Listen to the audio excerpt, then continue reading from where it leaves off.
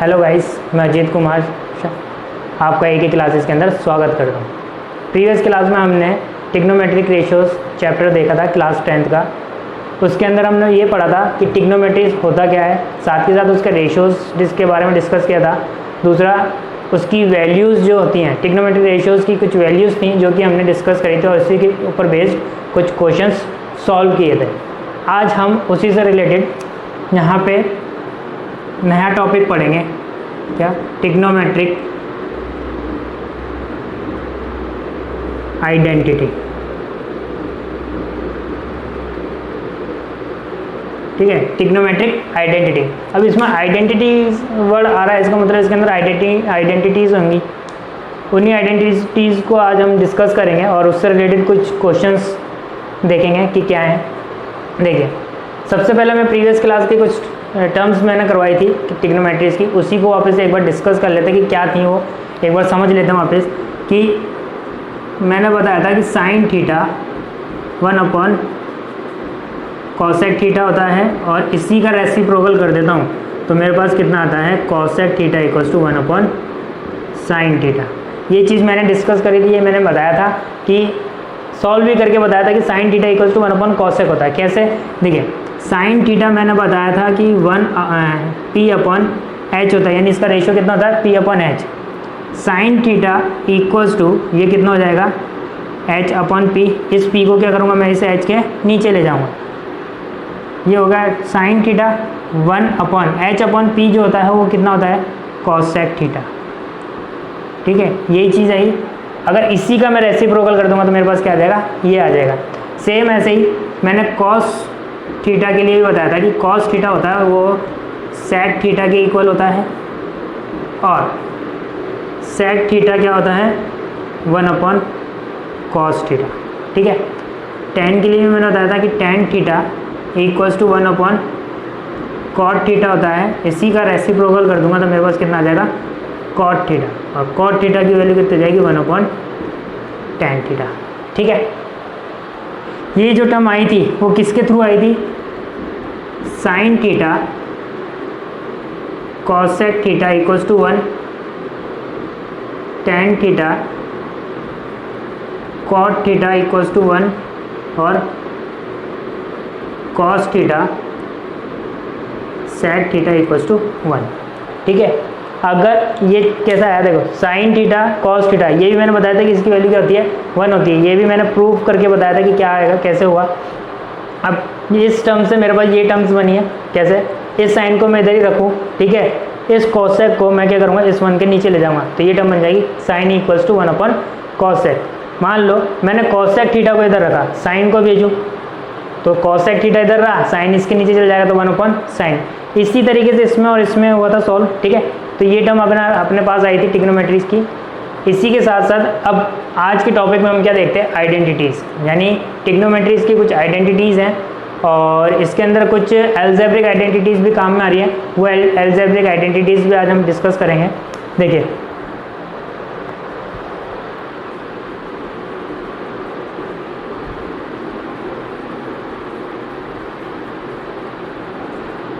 सबसे पहले मैंने ये बताया था कि sine square theta plus cos square theta equals to 1 होता है। ठीक है, ये भी मैंने प्रूव करके दिखाया था, मैं एक बार और वापस बता देता हूँ। जैसे मेरे पास एक ट्रायंगल था ABC, ये H होता है, ये P होता है और ये B होता है। ठीक है, यहाँ पे थीटा दिया हुआ तो मान लो मैंने इसको थीटा मान रखा है, इसलिए ये बेस लिया हुआ है। अब इसको सॉल्व करें। देखिए,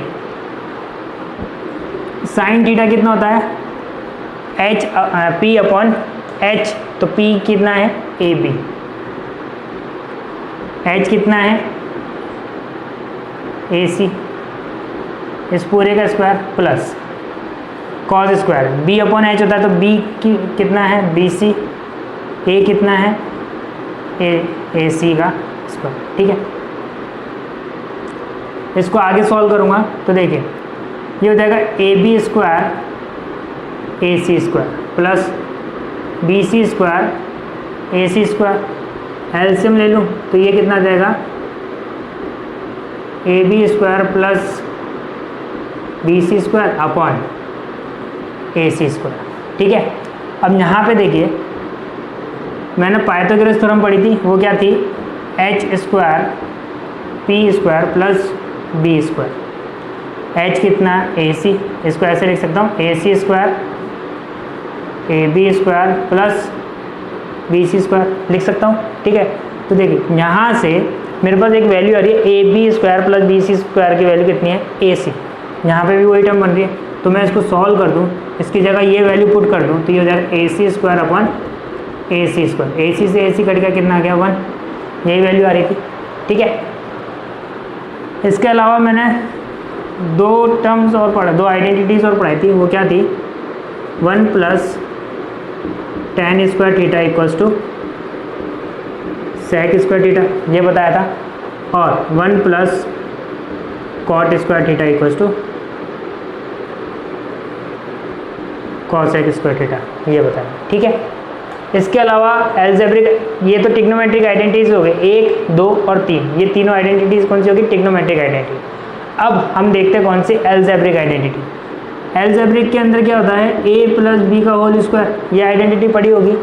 a प्लस बी का होल स्क्वायर कितना होता है, a square plus B square plus 2ab, ठीक है। जब इसको मैं खोलूँगा तो क्या होगा, यही होगा। अब a माइनस बी कितना होता है, a square plus B square minus 2ab। देखिए ये कि ये आइडेंटिटी नीचे रखी है, बस फ़र्क कितना है कि ये प्लस में था इसलिए इसमें सारे साइन प्लस में आए, ये माइनस में था, कौन सी टर्म माइनस में, b, तो b की टर्म क्या आई, नेगेटिव। अब ये नेगेटिव क्यों आई, देखिए यहाँ पे ये b जो है वो नेगेटिव टर्म है। अगर कोई भी टर्म है नेगेटिव टर्म हुई, उसका अगर मैं स्क्वायर करूँगा तो कितना आएगा 1, अगर इसका क्यूब में करूँगा तो -1, अगर 1 की पावर 4 है तो 1, 1 की पावर 5 है तो माइनस का 1। अब यहाँ पे देखिए पावर कितनी है 3, पावर कितनी है 5, ऑड पावर है तो कितना आ रहा है माइनस का, ठीक है। 2, 4 इवन है तो इसका मतलब पॉजिटिव, यानी किसी भी नेगेटिव टर्म की पावर अगर ऑड होती है तो वो क्या होता है, नेगेटिव ही आएगा, और अगर इवन पावर है तो वो क्या होगा, हमेशा पॉजिटिव होगा। इसलिए यहाँ पे देखिए b था, b की पावर यहाँ पे कितनी है 1, यानी कोई पावर नहीं लिखी, इसका मतलब 1, b की पावर 1 है, इसका मतलब ही क्या हो गया, नेगेटिव हो गया, तो इसलिए क्या गया नेगेटिव। यहाँ पे देखिए b की पावर 2 थी तो कितना हो जाएगा, इवन पावर प्लस, तो प्लस। इसके अलावा a square minus B square, ये देखें तो ये होता है a minus B a plus B, ठीक है। ये आइडेंटिटी भी पढ़ी होगी। ये आइडेंटिटी नहीं है जो कि हमारे इस बार आई है 10th क्लास के अंदर, ठीक है। इसको देखते हैं क्या होता है, ये होता है a प्लस बी का होल स्क्वायर माइनस 2ab। अब ये कैसे हुआ, देखिए इसको अगर मैं सॉल्व करूँ, इसको सॉल्व करने पर अगर मेरे पास ये चीज़ आ गई तो इसका मतलब मैंने सही किया। या फिर इसी को सॉल्व कर लेते हैं, तो देखिए a square plus B square, ठीक है। अब मैंने होल स्क्वायर बनाया तो होल स्क्वायर प्लस का है, तो इसके हिसाब से मेरे पास ये होता है, तो मैं क्या करूँगा 2ab प्लस कर दूंगा और माइनस कर दूंगा, तो याद आएगा a प्लस बी का होल स्क्वायर, यानी इससे, और ये बच जाएगा 2ab, ये बच गया। तो ये टर्म बन रही मेरे पास यहाँ पे, ठीक है। इसके अलावा a प्लस बी का होल क्यूब, ये कितना होता है, a cube 3a square B plus 3ab square plus b cube, ये होता है। इसके साथ साथ अगर मैं नेगेटिव की बात करूँगा तो इसमें जो चीज़ यहाँ पे हुई है कि ऑड पावर के साथ नेगेटिव और इवन पावर के साथ पॉजिटिव, तो वही चीज़ यहाँ पे भी होगी। देखिए a तो कुछ है ही नहीं, यहाँ पे आया a स्क्वायर b लिखा है, इवन ऑड पावर है negative 3ab square, b square का यानी b की पावर 2 है, इवन में पॉजिटिव, b की पावर 3 है मतलब नेगेटिव, ठीक है। तो ये दो आइडेंटिटीज़ होगी। इसके साथ साथ कुछ और देखें, देखिए a4 माइनस b4, ठीक है, ये दिया हुआ है। इसको सॉल्व कैसे करेंगे, इसको लिख सकता हूँ a की पावर, यानी ये जो पावर है इसको तोड़ दूंगा कैसे, ए की स्क्वायर का होल स्क्वायर मीन्स अगर मेरे पास इसको इस तरीके से लिखूं, ये पढ़ा होगा 8th 9th क्लास के अंदर, ए की पावर एम एन, जो कि कितना हो जाता है ए एम एन, मल्टीप्लाई में हो जाता है। ठीक है, वही चीज़ यहाँ पे हुई है, ये एन हो गया, ये एम हो गया, माइनस बी 2 की पावर 2, ये हो गया ए, इस पूरे को मैंने मान लिया अभी ए, तो ए का स्क्वायर माइनस इस पूरे को मैंने मान लिया बी, बी का स्क्वायर। अभी अपन ने देखा कि ए स्क्वायर माइनस बी स्क्वायर कितना था ये, तो मैं क्या करूँगा ए माइनस बी, यानी ए की जगह कितना आ जाएगा ए स्क्वायर, बी की जगह बी स्क्वायर, यह आ जाएगा ए स्क्वायर प्लस बी स्क्वायर। ठीक है, तो मेरे पास ये टर्म बन गई। इसके साथ साथ मेरे पास है A4 प्लस B4, ये भी आगे जाके काम में आएगी। इसके अंदर क्या करेंगे, देखिए जिस तरीके से इसको तोड़ा उसी तरीके से इसको तोड़ेंगे, लेकिन इसको मैं सीधे सीधे करा रहा हूँ कि कैसे हुआ। देखिए A square plus B square का whole square 2a square B square minus ये टर्म। अब ये कैसा है, कंपेयर करूँ, देखिए मैंने अभी पढ़ाया था ये, इसके अंदर क्या लिखा था a प्लस बी का होल स्क्वायर माइनस 2a, ये लिखा था।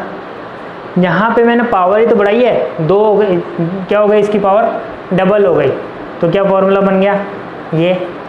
अगर इसकी पावर मैंने 4 की भी पावर मैंने और डबल कर दी, 8 कर दिया मान लो, तो ये क्या हो जाएगा, यहाँ पे 2 था, 4 का आधा 2, तो 8 का आधा 4।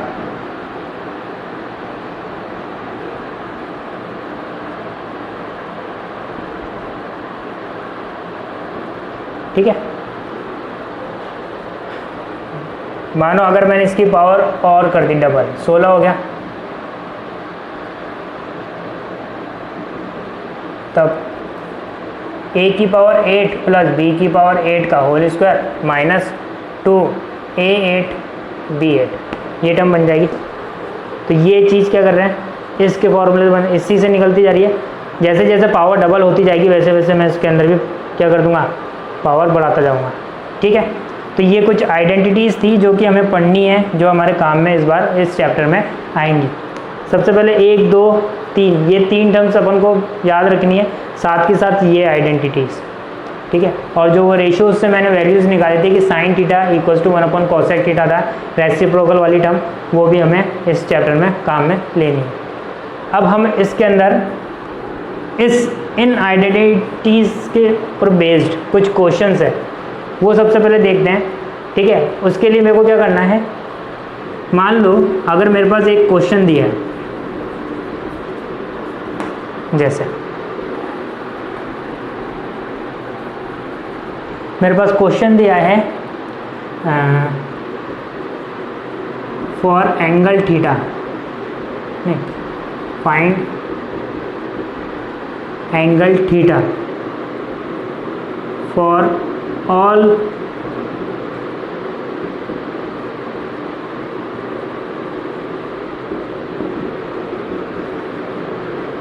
trigonometric ratios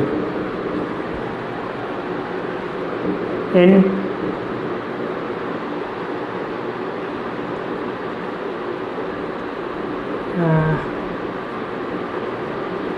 terms of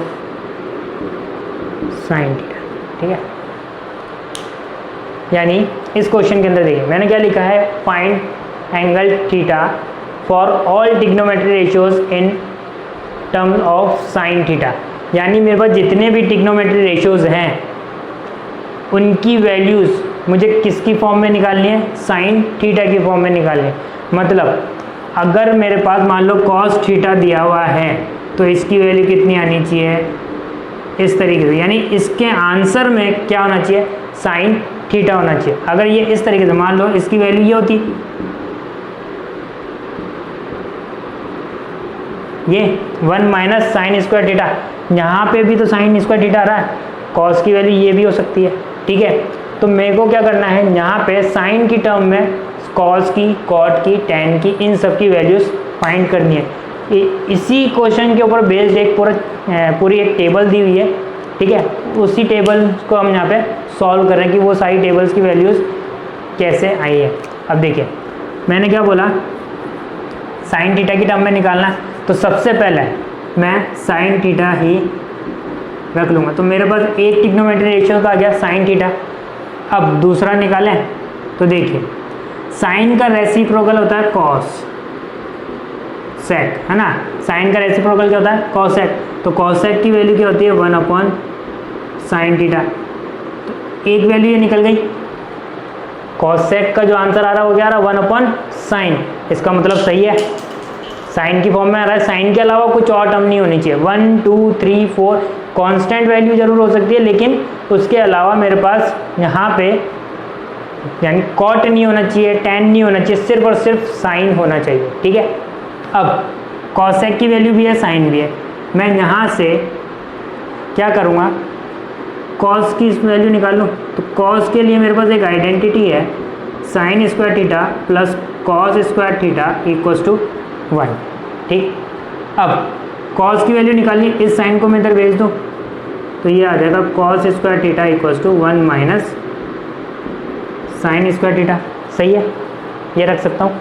अब इसको आगे सॉल्व करें तो देखिए, इसका अगर स्क्वायर मैं इधर भेजूँगा तो वो क्या हो जाएगा? अंडर रूट में। तो 1 माइनस साइन स्क्वायर थीटा ये हो जाएगा। कॉस की भी आ गई। इसके बाद जैसे ही मैंने एक देखिए करने का तरीका अभी मैं बता दूंगा कि कैसे किया। कॉस की वैल्यू आ गई, कॉस का रिवर्स। कॉस का रिवर्स क्या होता है? सेक थीटा, मतलब 1 अपॉन कॉस थीटा। ठीक है। और कॉस की वैल्यू मेरे पास कितनी है? कॉस की वैल्यू मेरे पास दी हुई है sec theta equals to under root में 1 माइनस साइन स्क्वायर थीटा। देखिए यहाँ पे भी वही, इसका रेसिप्रोकल कर दूंगा तो ये आ जाएगा सेक थीटा। मैंने कहा था ना कि सेक थीटा क्या होता है? कॉस का रेसिप्रोकल होता है। तो कॉस का रेसिप्रोकल कर दिया तो ये वैल्यू आ गई। कॉस की वैल्यू ये थी तो ये अपॉन में चली गई, सेक की भी आ गई। अब यहाँ से मेरे को किसकी वैल्यू निकालनी? टैन की और कॉट की। तो टैन की वैल्यू निकालने के लिए मैं क्या करूँगा? मैं सिंपल वाली टर्म लगाऊंगा, आइडेंटिटी यूज़ में ना लेकर मैं इसको सॉल्व कर लूँ। साइन अपॉन कॉस, ये मैंने पढ़ाया था कि टैन जो होता है वो साइन अपॉन कॉस होता है। इसको मैंने प्रूव भी करके बताया था कि कैसे आया। अब देखिए यहाँ पे साइन की वैल्यू मेरे पास है क्या?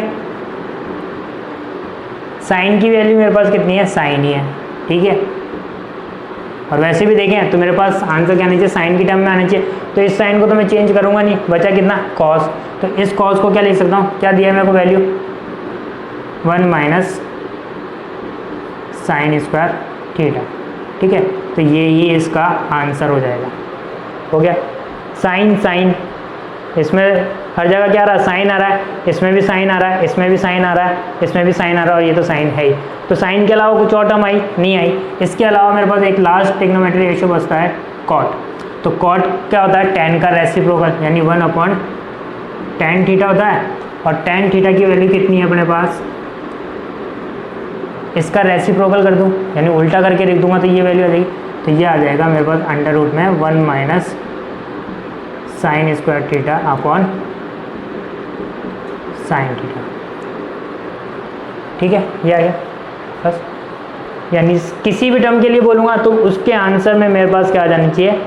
वही टर्म आनी चाहिए। जैसे साइन बोला है, मान लो मेरे को यहाँ पे कुछ और बोला था तो उसके लिए कैसे करेंगे उसके लिए भी मैं बता देता हूँ। देखिए उसके लिए क्या करना है, सबसे पहले यहाँ पे देखिए क्या किया मैंने करने का तरीका। जो भी टर्म दिए मेरे को, जैसे साइन दिया था, ठीक है, तो साइन थीटा पहले तो ये ऐसा का ऐसा रख दिया। अगर मान लो सेक थीटा दिया तो मैं सेक थीटा को यहाँ पे ऐसा का ऐसा रख दूंगा। उसके बाद क्या किया, इसका रेसिप्रोकल हो गया 1 अपॉन साइन, और 1 अपॉन साइन किसकी वैल्यू होती है? कॉस सेक थीटा की। निकल गया, तो कॉस सेक थीटा की वैल्यू भी आ गई। अब इसके बाद क्या कर सकते हैं, इसके बाद यहाँ पे या तो साइन की आइडेंटिटी लगा दो। अब मेरे को एक और वैल्यू निकालनी है, या तो साइन की भी वैल्यू मेरे पास है, कॉसेक की वैल्यू भी मेरे पास है, तो इन दोनों की वैल्यूज़ मेरे को निकालनी है। इन दोनों की वैल्यूज से मैं क्या करूँगा, कोई सी भी दूसरी वैल्यूज फाइंड कर सकता हूँ। अब साइन वाली आइडेंटिटी होती है क्या, sine square plus cos square equals to 1। या तो मैं ये वाली लगा लूँ 1 minus cot square theta equals to 1 plus cot square theta equal to cosec square theta. ठीक है, यानी 1 plus cot square theta equals to cosec square theta, ये होती है। देखिए अगर मैं ये वाली आइडेंटिटी लगाता तो यहाँ से कॉट की वैल्यू आ जाती, मैंने कौन सी लगाई, साइन वाली लगाई है, तो मेरे पास किसकी वैल्यू आ गई, कॉस की आ गई, यानी कुछ वैल्यू तो मिलती, यानी ये पहले ही मिल जाती मेरे को कॉट, मैंने बाद में निकाली, मेरे को पहले ही मिल जाती है इससे। तो इसके बाद में क्या किया, साइन की आइडेंटिटी लगा दी मैंने, इसी के अकॉर्डिंग उसकी वैल्यू डाल दी। यहाँ से कॉस की वैल्यू मिल गई, कॉस की वैल्यू एक आइडेंटिटी यूज मिली, इससे वैल्यू मिली, इस वैल्यू से क्या कर दिया मैंने, इसका रेसिप्रोकल, यानी कॉस का रेसिप्रोकल क्या होता है 1/cos, तो कितना आता है सेक, सेक की वैल्यू कितनी हो गई 1/√1 सेक स्क्वायर थीटा। अब निकालता हूँ मैं tan, यहाँ पे चाहे तो tan से निकाल लो या तो सेक थीटा आ गया, सेक थीटा की भी मेरे पास आइडेंटिटी होती है 1 + tan square theta = sec square theta, ये होती है। तो यहाँ से सेक की वैल्यू मैं अगर इधर पुट कर दूँ तो मेरे पास tan की वैल्यू आ जाएगी, ठीक है, tan की वैल्यू निकाल सकता हूँ, लेकिन ये चीज़ ज़्यादा बेटर रहती है कि sin/cos रख दूँ। अगर मेरे पास इनमें से इन तीनों में से किसी भी दो की वैल्यू पता है तो तीसरे की वैल्यू मैं निकाल सकता हूँ। ये आया, tan की वैल्यू आ गई, tan का रेसिप्रोकल cot आ गया, ठीक है। अब इसी के बाद मैं इसको थोड़ा सा चेंज करता हूँ, कैसे देखिए,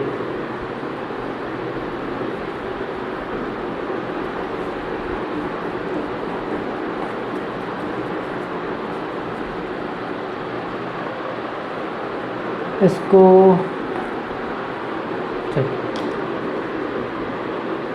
find sine theta cos theta tan theta in term of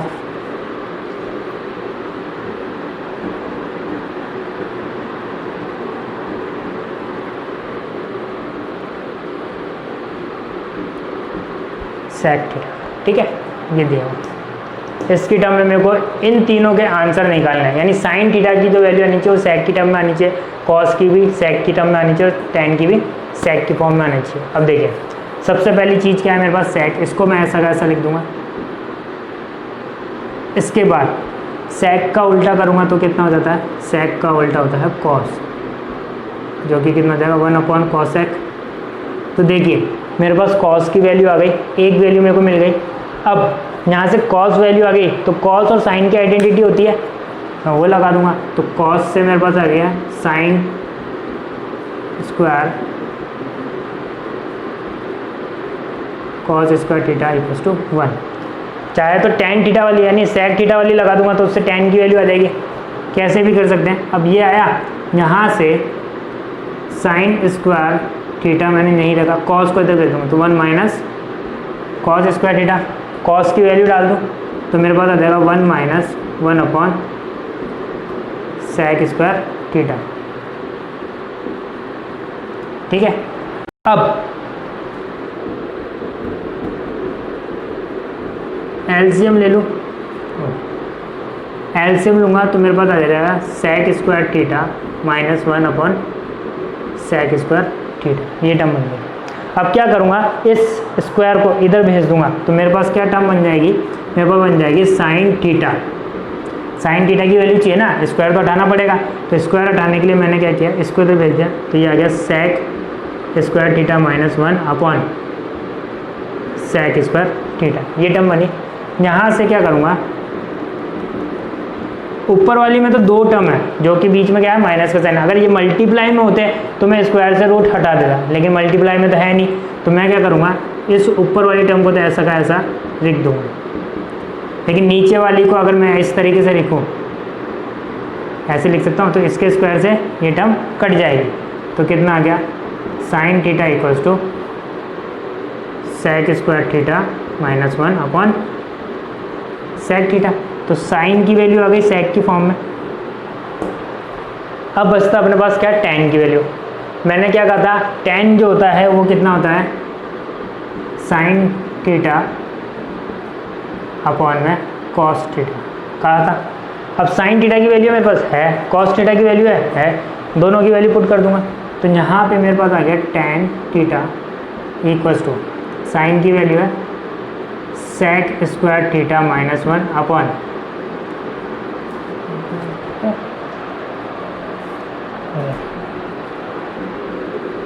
tan theta = यह आ जाएगा मेरे पास अंडर रूट में sec square theta minus 1 upon sec theta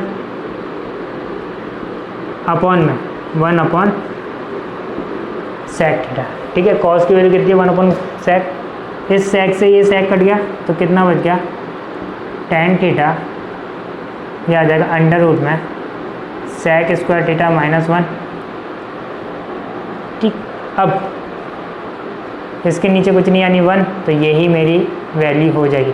अब ये 1 लिखूँ चाहे नहीं लिखूँ एक ही बात है, क्योंकि किसी भी टर्म के नीचे 1 लिखा हो चाहे नहीं लिखा हो कोई फ़र्क नहीं पड़ता। ठीक, तो ये तीनों वैल्यूज निकल गई। तो इस तरीके से हम क्या कर सकते हैं, किसी भी टर्म की वैल्यू, किसी भी ट्रिग्नोमेट्रिक रेशियो की वैल्यू किसी भी टर्म में निकाल सकते हैं। ठीक है, अब इसके बाद हम देखते हैं मेन क्वेश्चंस जो कि एग्ज़ाम के अंदर पूछे जाते हैं। उसके लिए मेरे को क्या करना है, प्रूफ वाले क्वेश्चंस आएंगे, उनके अंदर क्या करना पड़ेगा, इन्हीं आइडेंटिटीज़ को यूज़ में लेकर के सॉल्व करना पड़ेगा। ऐसे कुछ क्वेश्चंस दिए होंगे जिनको सॉल्व करके उनकी वैल्यूज़ प्रूव करनी होगी कि इसकी वैल्यू LHS की वैल्यू RHS के इक्वल आती है।